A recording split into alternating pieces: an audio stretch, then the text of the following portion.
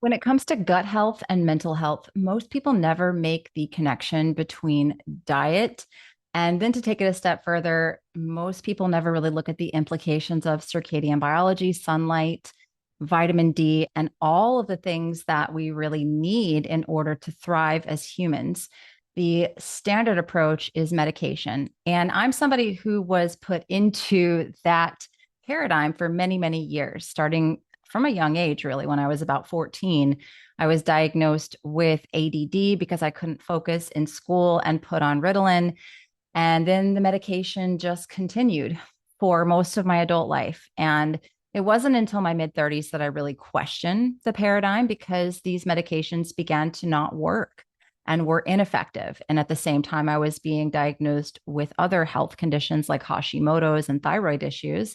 And it wasn't until my doctor that I was seeing for IBS, my GI doctor, told me I needed to go on antidepressants to fix that issue that I started to investigate a possible link between nutrition, mental health, and gut health. And that really kicked off a long, long rabbit hole that I started over 10 years ago. So today I want to share with you a conversation that I had over on Instagram with Dr. Rachel Brown.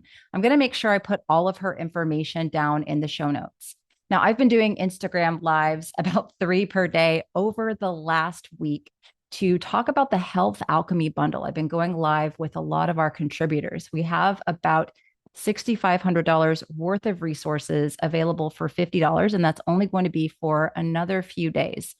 Dr. Rachel is a contributor to the bundle, and she has a fantastic offering on this very topic: antidepressants, gut health, and mental health. And so, this is a free conversation that we've had here on Instagram. I thought it was such a good conversation that I wanted to include it on my YouTube channel and share it with as many people as possible, just to let people know that it is possible to change your life. It is possible to not be reliant on these medications. Now, we do talk in the conversation about the importance of having a medical professional, having a prescriber to walk you through this process, to be involved in this process, because this is not medical advice. It's a conversation, not a consultation. But again, I want to put this information out there that this is possible, that it does happen. And Dr. Rachel works with people on a daily basis that she's able to support in this process. So I hope you enjoy this conversation. Make sure to check out the resources in the show notes. Again, that Health Alchemy Bundle has a ridiculous amount of resources in it. I will put that in the show notes as well as in the pinned comment if you want to check that out. And I hope you enjoy this conversation. If you find something helpful in it, please do share it with a friend or family member, especially if this is an area that they struggle with. Thank you so much for watching or listening. I'm going to talk about antidepressants, gut health, and mental health with my friend, Dr. Rachel Brown. And so if that topic interests you, then hang out. There she is requesting to join. I was on about 8 different medications at one point for depression, anxiety, mental health, like insomnia, all the things. Look at you outside. Good for you. I know. I was I trying to to- be outside and then I just kept freezing and I'm like, okay, well.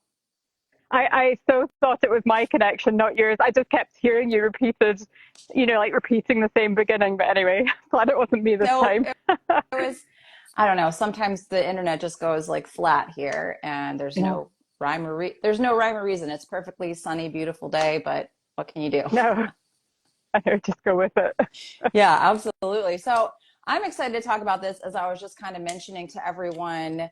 Um, I was on 8 different medications in my mid 30s for depression, anxiety, insomnia, ADHD, ADD.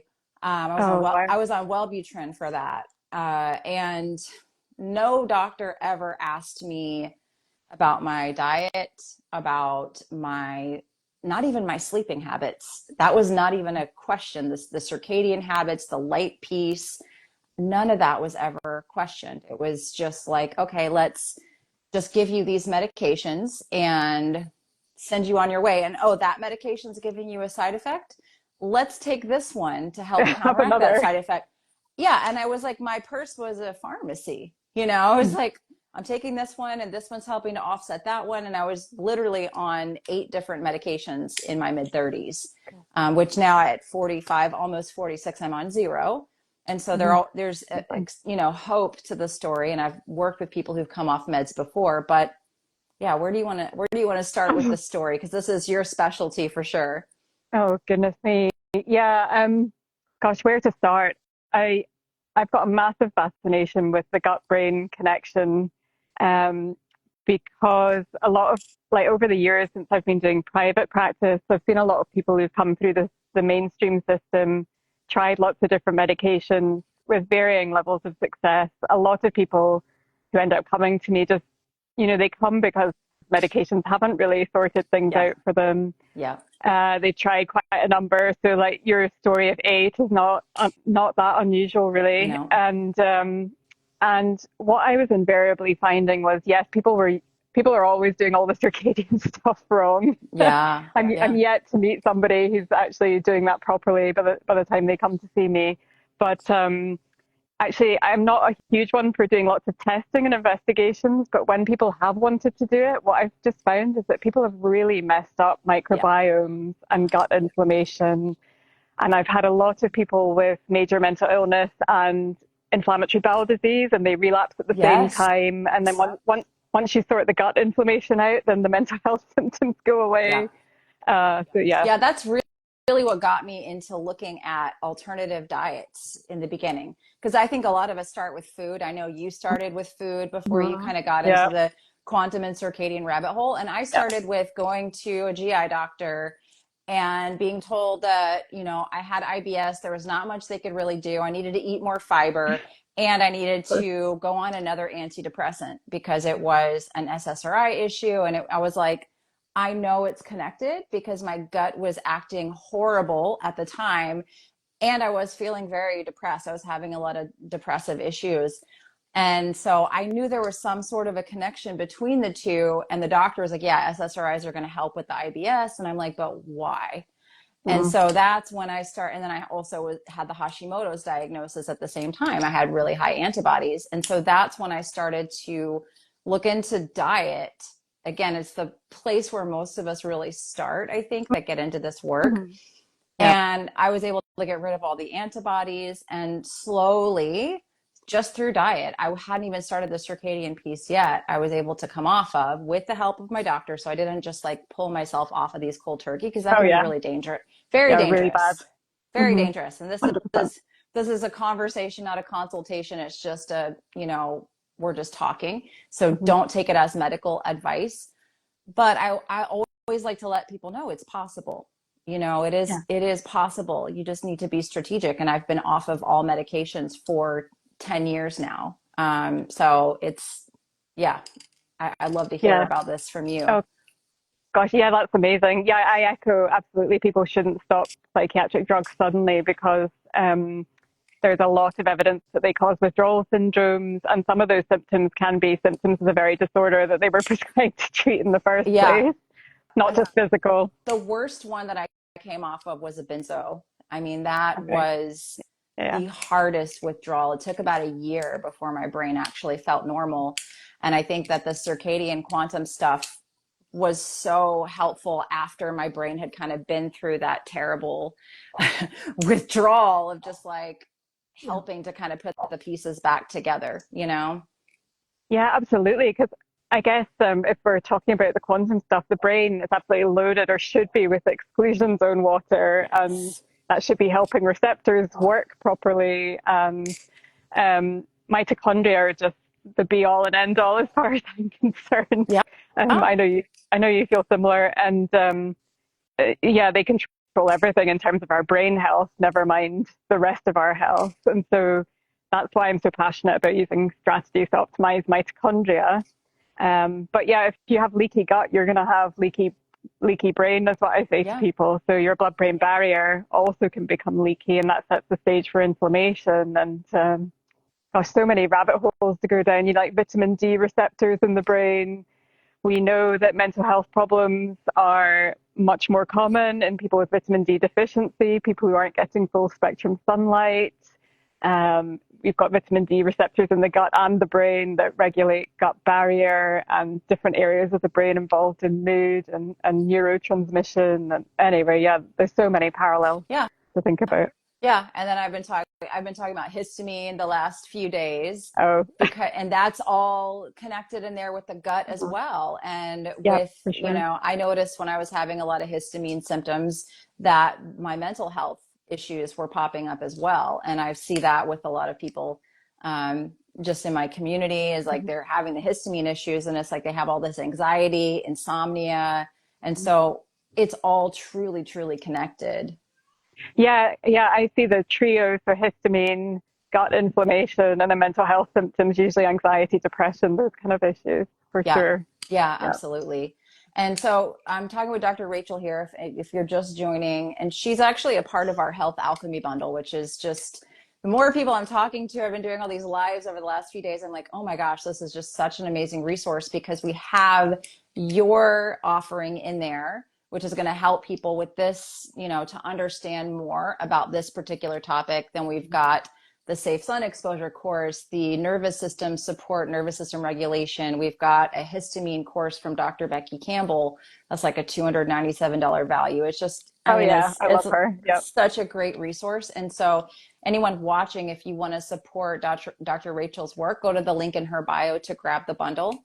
But let's talk a little bit about the offering that you have in there. And I mean, and if you're not following her, absolutely do, because she's got great information on topics like this. And she's a practicing physician, which is, in my opinion, it's valuable when someone's actually working with people and not just throwing information out on the internet. It's like you're seeing how this plays out with people on a day-to-day basis, not just theorizing, not just pulling studies, not just pulling research. Yeah. This is legit, like, rubber meets the road type of information. Yeah, yeah. I mean, I've seen amazing transformations that were really hard to believe, having worked in psychiatry for as many years as I have, only going down drug treatment protocols. But yeah, even just using a metabolic health lens, which is primarily diet within mainstream services. But as far as I'm aware, I'm the only person in the UK doing that at the moment. Yeah. But light absolutely affects our metabolic health, and so that I definitely don't want to neglect that piece of the puzzle. But in my experience, a lot of people don't really want to be on the medications, No. and a lot of the time it's because of adverse effects, side effects, or being on multiple drugs, and they can have cumulative side effects. And they stop Um, working. That yeah, was what I was like. I'm on 8 different medications and I don't actually feel like anything is working anymore. well, there's some evidence with antidepressants of something called tardive dysphoria, which is if somebody stays on an antidepressant for many years, there is a theoretical risk, and we have seen this in clinical practice, of the antidepressant causing depressive symptoms ultimately. Yeah. So Dr. Mark Horowitz and Dr. Joseph Whitduring, almost forgot his name there. They're two people who really speak out in the media, and so if people wanted to know more about that, they're good people to listen to. Yeah. But yeah, I quite regularly encounter people just having major difficulties coming off the drugs, and so that's why it's really important to work with your prescriber and somebody who also knows what they're doing, to not bringing you off the medications too quickly. Yeah. But part of my offer, I focus on the impact of the antidepressants on the gut microbiome, because there's quite a lot of research to show that these drugs act as antibacterials, and so they do affect our gut health, and not necessarily always in a good way. So, like we know that the serotonin theory of depression has never really been proven. In fact, it's been disproven at this point. Right. Yeah. Yeah. And many of the drugs target serotonin primarily, and most of it's made in the gut.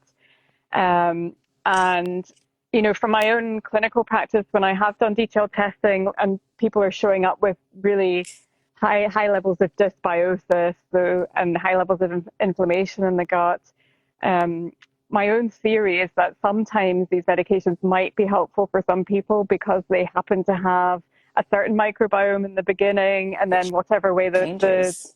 the drug has affected it, it may actually be beneficial for one person. But there's so many people who just don't respond or don't get benefit from the antidepressants. And I think we've been rather simplistic in our way of looking at them and their mode of action over the years. That's kind of where I've come to. Yeah, I had never really heard that. All I had heard from was my IBS doctor, my GI doctor, that going on an SSRI or adding an additional one, which is what was suggested to me at that time, would help with my gut brain connection. But I've never actually heard anyone talk about how an SSRI or these medications could negatively impact the gut microbiome. Yeah, Uh, they definitely reduce diversity of the microbiome. mm, That's for sure. And some are worse than others. Some have more powerful antibacterial effects than others. They have antifungal effects, and I think there's so much about the microbiome that doesn't get studied. right. But obviously, there are other organisms in there that do play a role in immune signaling, and um, the body is just all so interconnected. You can't possibly separate the brain from anywhere else. And I think, yeah, there's been a bit of a myopic focus when it comes to mental health, Yeah, definitely. I agree. And it's the mainstream conversation is still medication. Yeah. I know Dr. Palmer has done quite a bit of good work with brain energy, and you Hmm. know, we are glad he's talking about it. He's talking about the impact of diet and the ketogenic diet on mental health, which that was one of the reasons I stayed on the carnivore diet for as long as I did, is because I was like, wow, Yeah. my mental health is so much better on this diet. And then, of course, there were other issues that popped up. Okay. It's like you fix one thing and then other things pop up, and that's just your body saying, we have more work to do. We have more to explore here beyond just the diet. But Dr. Palmer doesn't necessarily really discuss, and as far as I know, the impact of light and the fact that when we're viewing something like UVA light in the morning, this is a trigger for our body to make serotonin. This is a trigger for our body to make dopamine. And I find that with clients, I'd love to hear your experience as well, that simple shift of, instead of rolling over, looking at your phone, scrolling, turning on the lights, doing Yeah. what most average people do in our society now, Yeah. going straight outside, viewing natural sunlight, low angle sunlight, has transformed their energy, their mood. They kind of just become addicted to it, because the beta endorphin, and it's like, once you start doing it and feel the impact, you don't really want to stop. And it's so incredibly powerful for those neurotransmitters to get that signal in the morning. Are you seeing that in your patient population as well?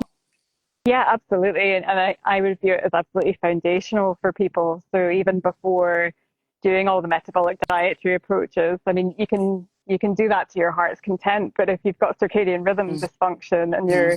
your blue light toxic on a screen all day into the night, not blocking the melatonin suppressing blue and green light in the evening, you're really fighting an uphill battle, and you're going to still have a degree of mitochondrial dysfunction, and it's really interesting. I don't know why, because some people get on extremely well just making a dietary change, Mm-hmm.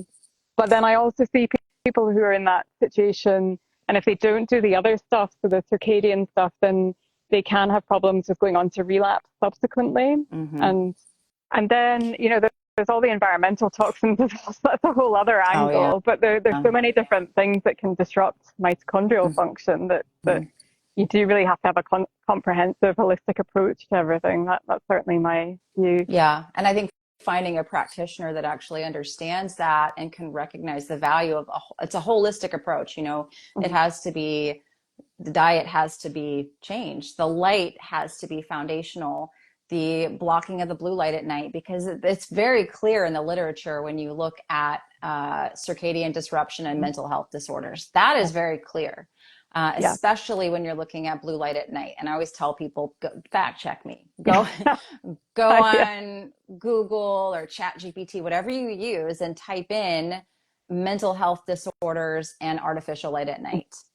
Go Mhm. for it. And you're going to get a lot of evidence to show that it is really, really significant. Mhm.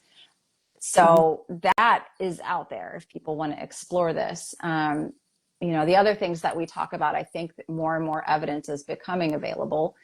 There's not money to be made off of it. No, So that's certainly. probably why the research isn't there. Research is always funded by someone for some reason for something. Mhm. So you kind of have to also experiment on yourself. And the good news is that everything that we really talk about is in reach Yeah. for the average everyday person. You don't have to go buy a bunch of things in order to do this stuff.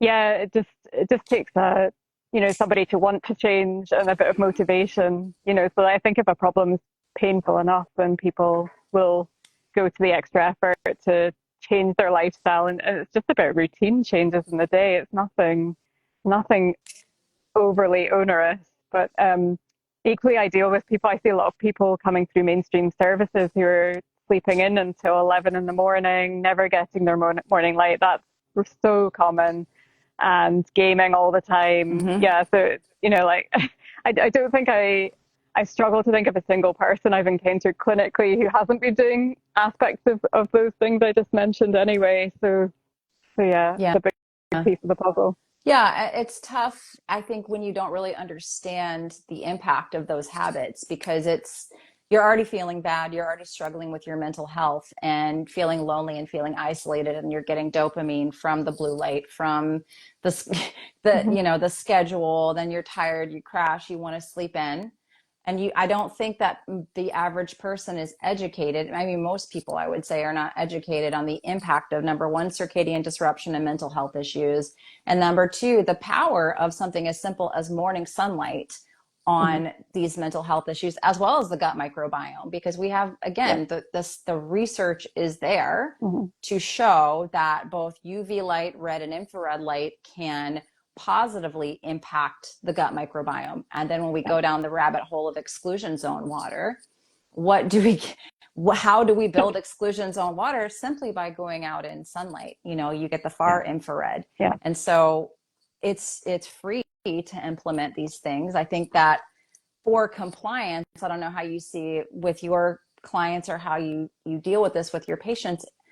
I think the education piece is really, really, really important, that they For understand, sure. like, why am I doing this? Because if you just tell someone, all right, I want you to just go outside in the morning, look in the direction of the sun, stand barefoot on the ground. People have been saying that to me for years.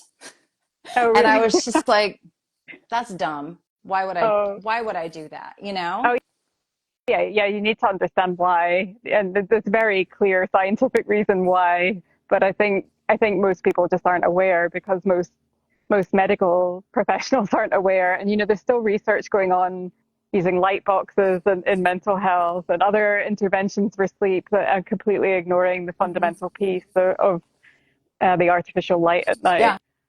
Yeah, and I've tried to take apart some of those studies in some of my work in my longer articles, blog posts that are up on my website. But when you look deeply at the studies on light boxes, because it's like the bright light in the morning helps to impact the mood and the neurotransmitters in a positive way, yes. Mhm. But in all of those studies, there are reported side effects of headaches, dizziness, worsening symptoms, people kind of going manic. Like if you dig really a lot deeper into that research, yes, there's a net positive of bright light in the morning and having no light or dim light at night. Yes, absolutely. But there's a lot of side effects Oh yeah, that are sure. reported in these studies when you're using these artificial light boxes, this unfiltered blue light. Hmm. And so, why would you even buy a light box when you could just get a light box by stepping outside? And then, when Yeah. you use the My Circadian app, you can see even on a cloudy, overcast day, you still get enough lux to spin those Yeah. metabolic clocks, to get those neurotransmitters going, to impact your mood, your sleep, and all of it. You just actually have to make the effort to go outside.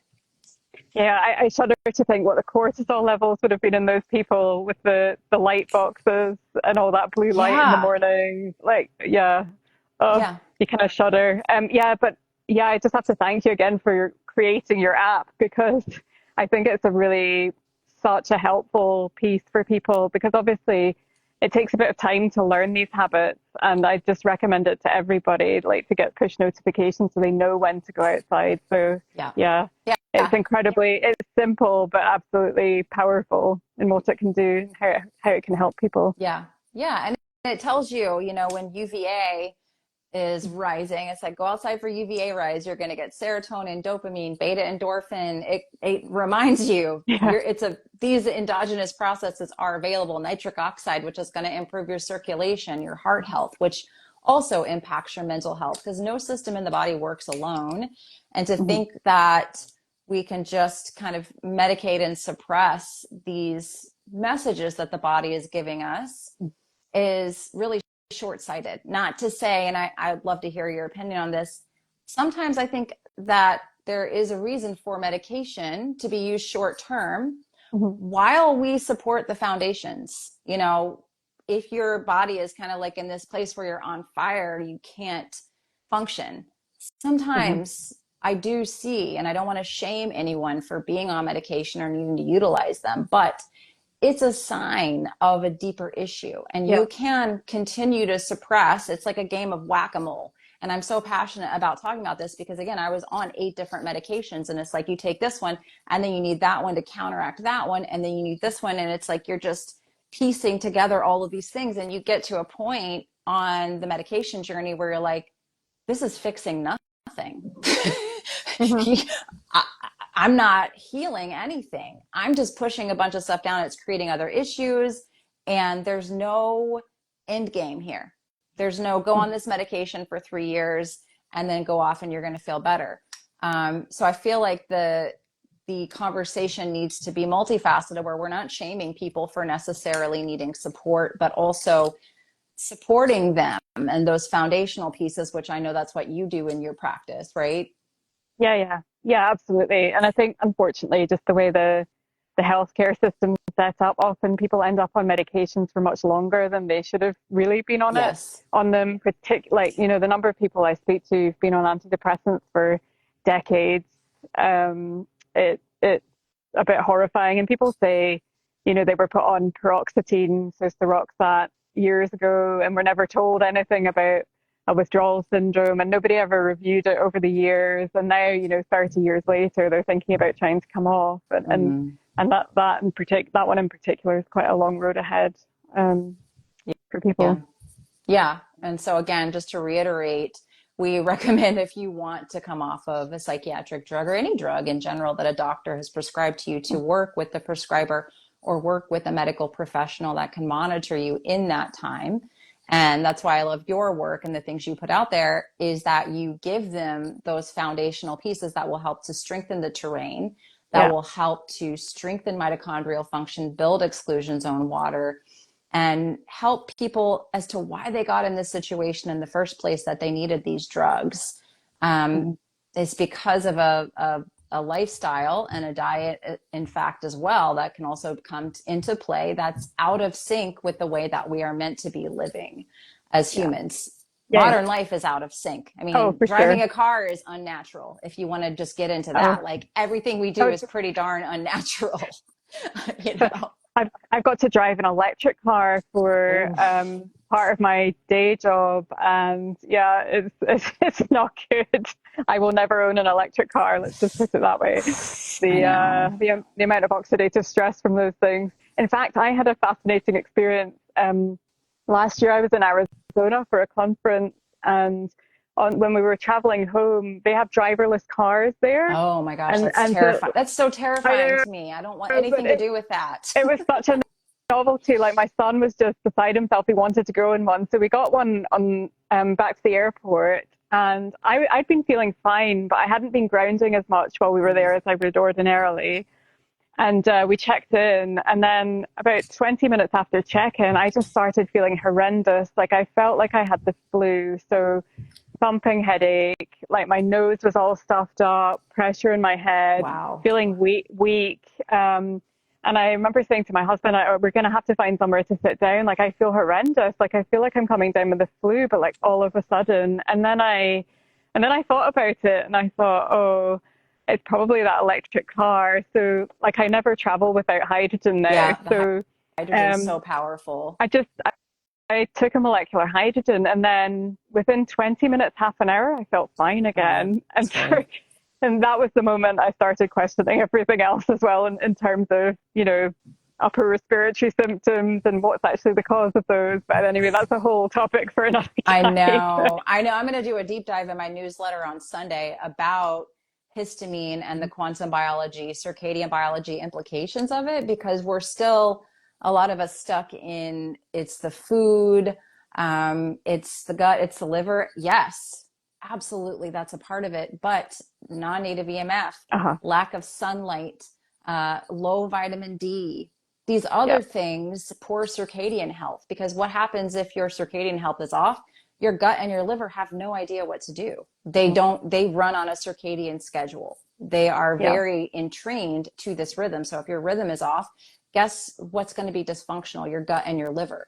And Mhm. so we get into this like one thing is going to cure everything.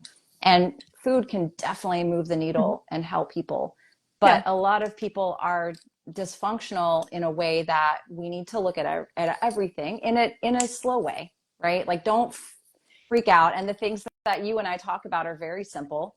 Mhm. Go outside in the morning, Yeah. get bright light on your skin, in your eyes, block blue light after sunset, eat a local Yeah. seasonal diet, Yeah. get sleep, uh, get out in nature. You know, nervous system support is so Yeah. huge. Mhm. And again, if your circadian rhythms are off, guess what's going to be dysfunctional? Your nervous system.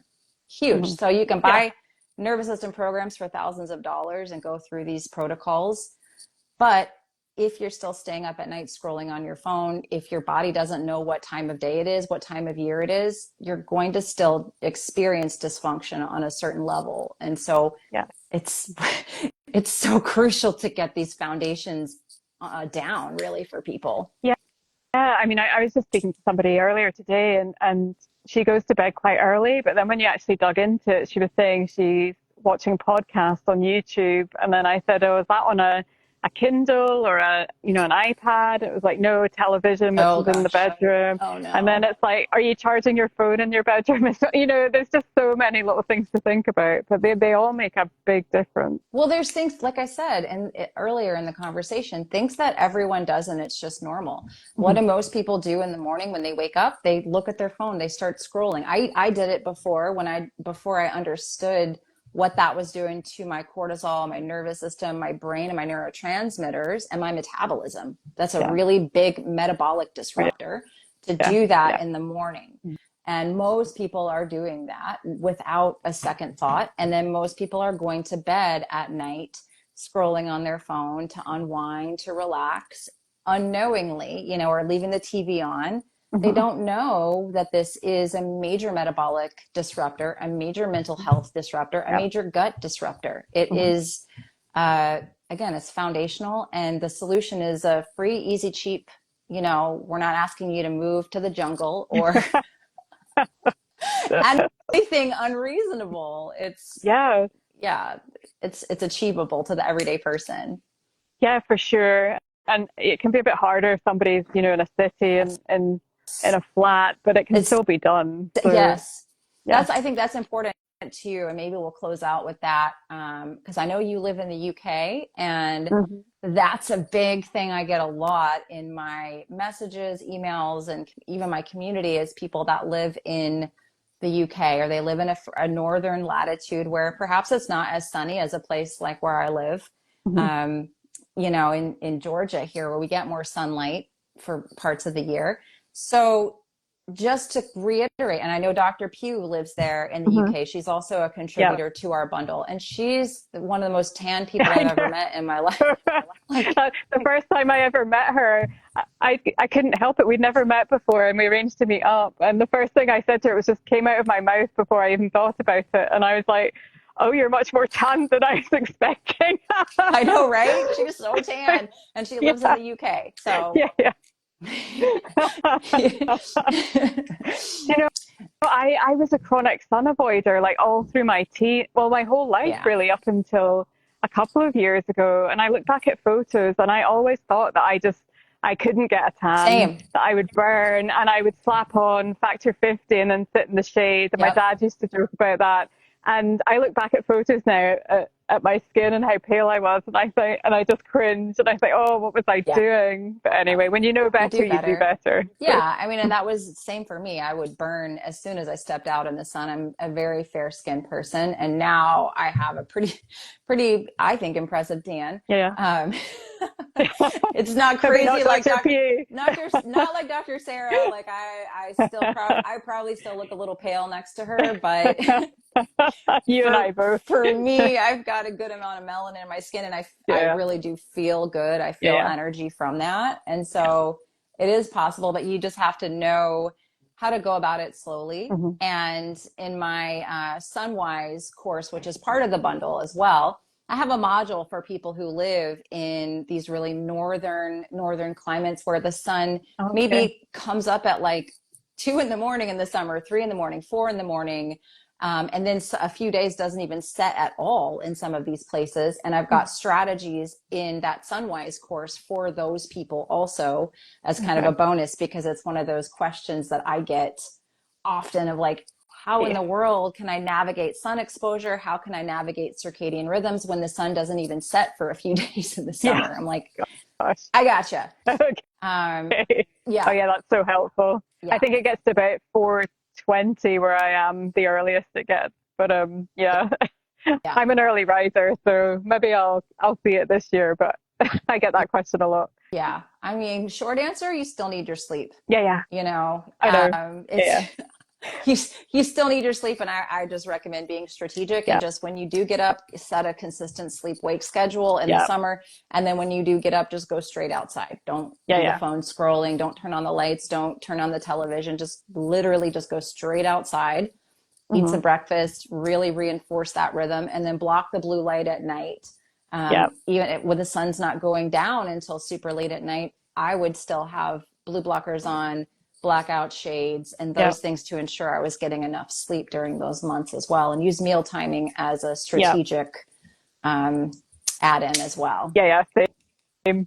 Yeah. Same. I could have killed my husband a couple of weeks ago. We can finish up here, but there's something wrong with his alarm clock, Oh and he often no. goes to bed a lot later than I do. And then he came into the bedroom, and then he turned on a light, and I always wear No. a sleep Me too. mask, but like It still wakes like you up though. oh, I It still wakes you up. but it wasn't just that. Then he couldn't get the alarm clock to set, so then all the alarms, the different tones were going off as well. And I just thought, oh, don't get stressed out, just ignore it. But yeah, that kind of stuff really gets to me now. I know. So anyway, I know. My husband has learned now, do not turn on the big light, especially after sunset. That's just like asking for trouble. Like, don't yeah, avoid at all costs the big light. yeah, yeah. We don't like it. Yeah, yeah. We all I get now is the light goes on and then oh sorry, like when he sees me coming and then scrambling to turn it off. So yeah. I love it. I love it. Oh Well, dear. this is so much fun. We need to do a podcast again soon. Yeah. I might rip this down and put it on my YouTube channel this weekend, because I feel like this is such Okay. a helpful conversation.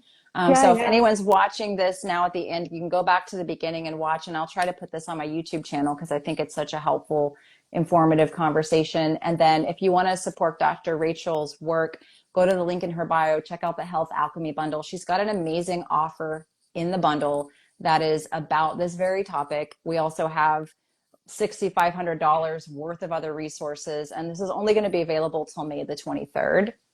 So we're not going to do encores or extensions, but Carrie Bennett and I have been working for the last 2 years to just pull together everyone that we think has information people need to understand about their health and put it into a really, really ridiculously affordable package so that people can access the information. And you have until, I think, December to download all the courses, but you can only buy this bundle until May 23rd. Yeah. No, amazing resource for people. Yeah. Awesome. Well, thank you, Rachel. And like I said, I'll save this on my YouTube when I have a chance later today. And Sure. we'll definitely talk again soon. Yeah. Sounds great. Thanks for having me. It's Thank been you. fun. Bye. Bye. Bye, everyone.